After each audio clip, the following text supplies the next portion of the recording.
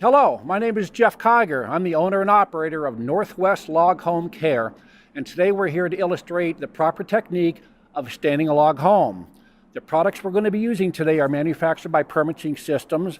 The first coat being Lifeline Ultra 7 one-coat stain. It's a very environmentally friendly product, followed by the application of Lifeline Advance, the gloss formula, which will further protect the integrity and the lifespan of the stain.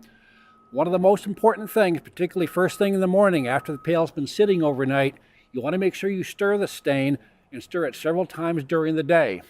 The primary reason is the pigments in the stain are a lot heavier than some of the other ingredients, and they're going to tend to sink to the bottom if the pail's been stagnant for quite some time. And if you're going to be using an airless sprayer, it's going to be sucking up the stain from the bottom of the pail where the pigments are settling and the stain is a little bit darker. Therefore, if you don't stir it occasionally, a portion of the house is going to stain a little bit darker than the other areas.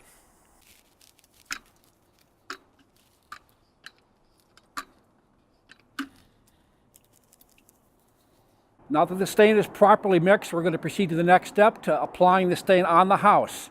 The most important thing when using an airless sprayer is to make sure you excessively backbrush to make sure you get good penetration of the stain into the wood.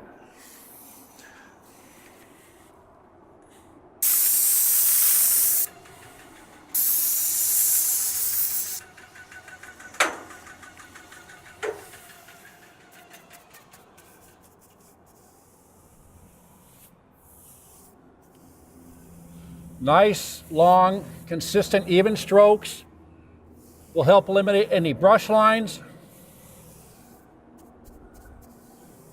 adding aesthetics to the house along with the protection that you're putting on your home. If you happen to have to stop in the middle of the wall with your stain, make sure you feather it out so that you don't have an abrupt ending to the stain. If that were to dry, it's very, very difficult to blend that in with a new stain.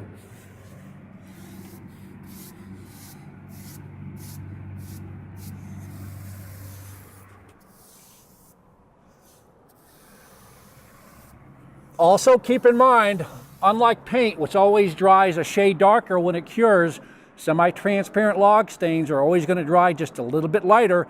Keep that in consideration when you choose the color that you want for your house. When blending in new stain, the stain that you've recently applied, what I like to do is apply the stain several inches from where you left off.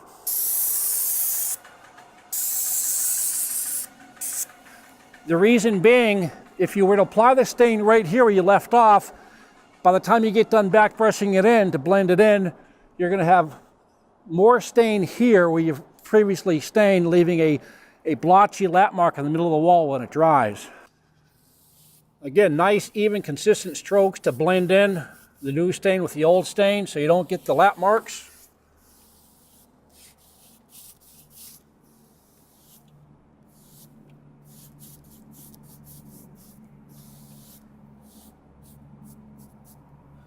So you have a nice, clean, uniform finish of color once the stain cures.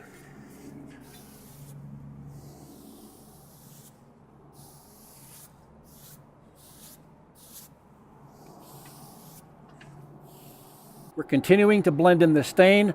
It's always best when applying stain to bring it to a termination or ending point, whether it be a window or a door or the end of a log, as opposed to stopping in the middle of a log with the stain. Here, of course, we're going to bring it all the way to the window.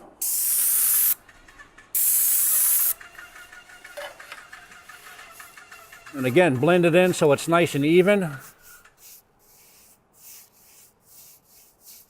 so that it doesn't dry with any unsightly lap marks.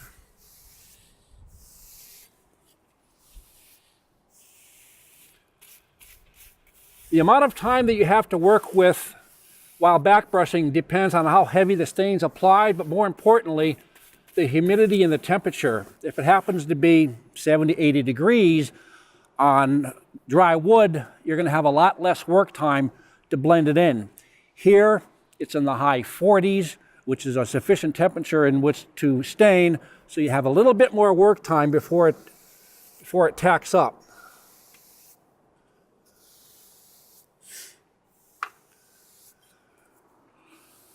Now that the stain is applied, we're going to proceed to the next step, which is applying the Lifeline Advance, the clear coat gloss finish that will protect the stain.